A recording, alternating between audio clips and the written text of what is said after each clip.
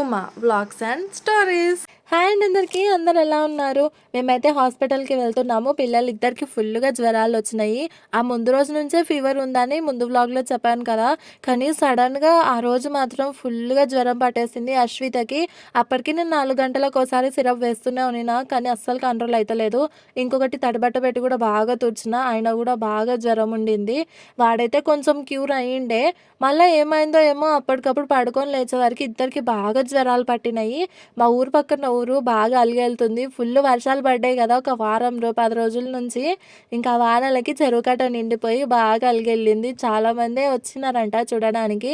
నేనైతే ఎప్పుడు పోలేదు, డైరెక్ట్గా అక్కడ ముందుకు వెళ్ళి చూడడము. ఎప్పుడు చూడుకి ఇట్లా దూరం నుంచే చూపిస్తాడు మా ఆయన. దగ్గరికి తీసుకుపోమా అంటే ఎప్పుడు చూడు కుదరదు కుదరదు అనే చెప్తుంటాడు. కానీ వాటర్ చూస్తుంటే మాత్రం చాలా మంచిగా అనిపించింది. పాప మాత్రం ఫుల్ డల్గా ఉంది, అసలు యాక్టివ్గానే లేదు. అంతకుముందు పడుకునే ముందు అయితే చాలా మంచిగా ఆడుకుంది. సడన్గా నిద్రపోయినాకనే నా పాప పడుకున్నాకనే సిరప్ టైం అయ్యిండే. 4 అవర్స్కి ఒకసారి వేస్తాను నేను. కొందరు 6 అవర్స్కి కూడా వేయమంటారు. కానీ అప్పటి వరకు జ్వరం వస్తే బాగా సివియర్ అనిపిస్తుంది కదా. అప్పటికి తడిబట్ట పెట్టి బాగానే తూచిన, అయినా కూడా జ్వరం ఎందుకో మరి కంట్రోలే కాలేదు. అట్లా బాగా ఫీవర్ ఎక్కువ వచ్చినప్పుడు తడిబట్ట పెట్టకుండా ఫిట్స్ వచ్చే ఛాన్స్ కూడా ఉంటుందంట కదా పిల్లలకి. అందుకే కొంచెం ఫీవర్ ఎక్కువైనా కంపల్సరీగా నేను తడిబట్ట పెడతాను. అది కూడా గోరువెచ్చని నీళ్ళలోనే పట్టద్ది, వాళ్ళంతా తుడుస్తాను. ఇక హాస్పిటల్కి వచ్చేసినాం. అప్పటికప్పుడు మా హస్బెండ్ కూడా లేకుండే, ఇంట్లో బయట ఉండినాడు. తనకి కాల్ చేసి చెప్తే మార్నింగ్ అనుకునింటేమి వెళ్ళాలి అని, కానీ కొంచెం మంచిగానే అనిపిస్తుంది కదా, ఇంకా హాస్పిటల్కి ఎందుకులే ఇంట్లో సిరప్ వేసుకొని ఉంటాంలే అన్నట్టుగా ఆగినాము. కానీ పడుకొని లేచే వరకు ఫుల్గా అయింది కదా ఫీవర్. అందుకనే ఇక మళ్ళీ మా హస్బెండ్కి కాల్ చేస్తే కొంచెం ఒక హాఫ్ అన్ అవర్కి వచ్చిండు. ఇక మళ్ళీ హాస్పిటల్కి వచ్చేసినాము. అశ్వత్థామ 2 సంవత్సరాల నుంచి 11 కిలోలే మెయింటైన్ చేస్తుండు. పెరగొద్దు అనుకున్నాడేమో మరి.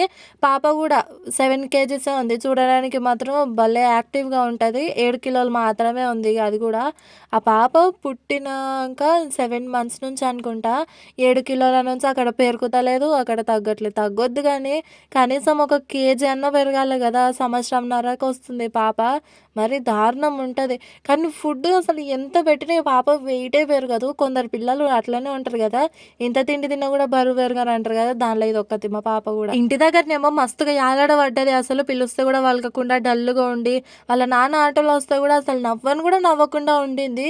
ఇంతకుముందు అయితే బాగా గంతులు వేస్తుండే. అక్కడ ఇంటి దగ్గర నుంచి హాస్పిటల్కి వచ్చినాక కొంచెం యాక్టివ్గా అనిపించింది మళ్ళీ దాని ఫేస్. హాస్పిటల్కి వచ్చినాక ఇక అందరినీ చూసి కొంచెం నవ్వుకుంటూ ఉండింది.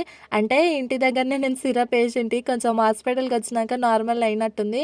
కానీ అప్పటికి ఫీవర్ అయితే 100 చూపించింది టెంపరేచర్. మేము పోయినప్పుడల్లా డాక్టర్ అస్సలు ఉండడు. ఇంటి దగ్గర కాల్ చేస్తేనేమో ఉన్నారు రండి అని చెప్తారు.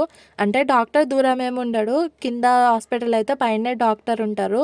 కానీ అంత ఫాస్ట్గా రాడు, చాలా మంది కావాలి కింద. పేషెంట్స్ ఎక్కువ మంది అయితే కానీ డాక్టర్ కిందకి దిగడు. కానీ చాలా మంచిగా చూస్తాడు డాక్టర్ మాత్రము. పిల్లలని అయితే చాలా మంచిగా ఆడిపించుకుంటా, వాళ్ళు ఏడవకుండా వాళ్ళని మంచిగా చెక్ చేస్తాడు. పిల్లలకి మేము చిన్నప్పటి నుంచి చాలా వరకు అయితే ఈ హాస్పిటల్కి వచ్చినాము. యాపిల్ హాస్పిటల్ అని కొల్లాపూర్లో ఉంటుంది. అశ్వత్థామకేమో నా పాలు పడతలేవు కదా అని వేరే హాస్పిటల్లో చూపించినాము ఇదే ఊర్లో. కాకపోతే ఇప్పుడు డాక్టర్ చేంజ్ అయిపోయిండు. ఆ డాక్టర్ కోసం అయితే మేము ఎంతగానో వెతికినామో ఆన్లైన్లో కూడా, పాప పుట్టినాక పాపకు పాలు పడనప్పుడు. కానీ ఎక్కడ ఇక దొరకలేదు. ఇక తప్పక ఇదే హాస్పిటల్కి వచ్చినాం. కానీ ఇప్పుడు అశ్వితకు బాగా చూస్తున్నారు. నైట్ నుంచి స్టార్ట్ అయినా, నిన్న మార్నింగ్ నుంచి ఉండగానే నైట్ నుంచి మరీ ఎక్కువ అయింది సార్. మార్నింగ్ ఏం లేకలేదు. యాక్చువల్గా బాబాకి నైట్ టైం నుంచే బాగా ఫీవర్ స్టార్ట్ అయిపోయింది. మా ఆయన పొద్దునైతే ఏం లేదని చెప్తున్నాడు. నేనైతే మార్నింగ్ నైట్ నుంచే బాగా సిరప్ వేస్తున్నా. అందులో ఆ నైట్ కంప్లీట్లీ వామిటింగ్స్ ఉండిండే పాపకి. ఆ రోజు కూడా మొత్తం వాకరలానే ఉంది, ఒక్క ముద్ద అన్నం కూడా తినలేదు. ఈ డాక్టర్ దగ్గర ఏంటంటే మనం ఇంటి దగ్గర వేసిన ఏ సిరప్ అయినా సరే కంపల్సరీగా చూపించాలి అంటాడు. ఎందుకంటే ఏ సిరప్ వల్ల గిట్ట ఏమైనా ప్రాబ్లం ఉందా అన్నట్టుగా. ఇంకొకటి తెలుస్తుంది కదా డాక్టర్ కూడా, నెక్స్ట్ ఏం సిరప్ ఇవ్వాలన్నా అన్నట్టుగా, అంటే వంటుతుందో లేదో అన్నట్టుగా అట్లా కూడా చూసి ఇస్తాడు. ఇది కూడా మా అమ్మమ్మ వాళ్ళ ఊరు, ఈ ఊరు బాగా అలిగెళ్ళింది. ఇక్కడ కూడా మరి రోడ్డు మీదకి అయితే వాటర్ ఏమి ఎక్కలేదు. హాస్పిటల్కి పోయేటప్పుడు ఆటోలో మేము కాడికి ఉన్నాం కాబట్టి ఫ్రీగా వీడియో తీసుకున్నా. కానీ వచ్చేటప్పుడు ఆటోలో మాత్రం ఫుల్ మంది ఉన్నారు, నిండా వచ్చిన్నారు. పాప మాత్రం హాస్పిటల్‌కి పోతుంటే అసలు ఎట్లా ఉండింది గదా! ఎట్లా పడితే అట్లా యాలడ పడినది. ఇప్పుడు మళ్ళా హాస్పిటల్ నుంచి ఇంటికి పోతుంటే భలే బుటకాల పడుతుంది. హుషారుదనం వచ్చేసింది. అంటే అక్కడ టాబ్లెట్ ఇస్తారు పిల్లలకి హై ఫీవర్ ఉంటే వెంటనే పెట్టేస్తారు. టాబ్లెట్ ఇచ్చిన తర్వాత ఒక 10 మినిట్స్‌కే ఎంత ఫీవర్ ఉన్నా తగ్గిపోతది. అశ్వితకైతే ఫీవర్ గాని వచ్చిందంటే కంపల్సరీగా హార్ట్ బీట్ అయితే స్పీడ్‌గా కొట్టేసుకుంటది. ఈసారి కూడా సాచురేషన్ లెవెల్ సరిగ్గా అయితే చూపియలే. 94 ఏమో చూపించింది. యాక్చువల్‌గా అది 99, 98 ఇట్లా ఉండాలి కదా! ఈసారి కూడా 94 చూపించే వరకి కొంచెం చాలా సేపే ఉంచుకొని చూసిండు డాక్టర్. ఎందుకంటే ఇంతకుముందు కూడా ఈ పాప కోసం ఇట్లానే వస్తే చాలా సీరియస్ అయిపోయినది. హార్ట్ బీట్ 200 దాటిపోయిండే. నైట్‌కి నైటే ఫుల్‌గా టార్చర్ చూపించింది పాప. అందుకే ఈ పాప గాని వస్తే కంపల్సరీగా సాచురేషన్ లెవెల్ జాగ్రత్తగా చూస్తాడు డాక్టర్. అశ్వగాడిని కూడా డైరెక్ట్ ఫేస్ చూసే గుర్తుపట్టిండు. వాడికి కూడా ఫీవర్ ఉన్నట్టుంది కదా అని. ఇంటి దగ్గరనే ఇద్దరికి సిరప్‌లు ఏసినా గానీ వాడికి కూడా కొంచెం మరీ అంత డల్‌గా ఏం లేకున్నాడు వాడు. బెటరే. కాకపోతే ఇక డాక్టర్ ముఖం చూసినట్టే వాళ్ళకి అర్థమైతది కదా! చూస్తున్నాడు కదా అన్నట్టుగా వాడికి కూడా సిరప్‌లు రాసిచ్చిండు. యాక్చువల్‌గా మా హస్బెండ్ ఇద్దరికి ఓపి రాయకుండా ఒక్కరికే ఓపి రాయించి ఆ పాప బుక్కులనే ఇద్దరికి సిరప్‌లు రాపిచ్చిండు.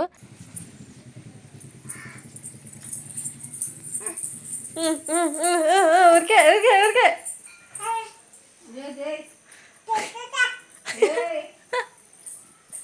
దాని తాతనంటే ఏడున్నాడు.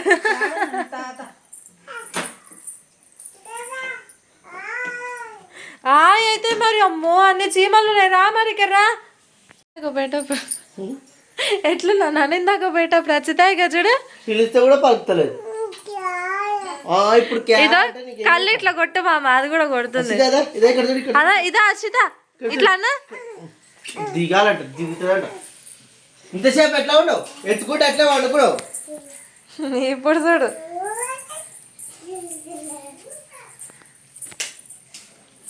ఇంటికి వచ్చినాక మాత్రం కాలు దానికైతే ఒక్కతోన కూడా ఆగలేదు. ఇంతేనండి. వీడియో నచ్చితే లైక్ చేయండి, సబ్స్క్రైబ్ మాత్రం మర్చిపోకండి. ఎట్లతో కమెంట్ చేయండి.